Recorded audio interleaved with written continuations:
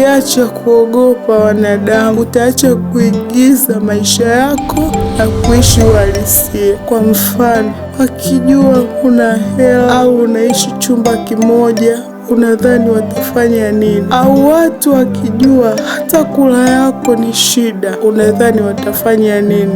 Au wakijua kwenu ni maskini, watakushauri nini? Je, wakijua hata vocha huwa unasongesha, unadhani watafanya nini? Mara nyingi wataongea, halafu wataachana na maisha yako utayabeba wewe. Maisha ni yako, usione aibu kupambania ndoto zako. Kaza, sukuma mpaka uone mwelekeo. Mara nyingi watu wanatoa wanapovikuta, hawatoi kwenye utupu.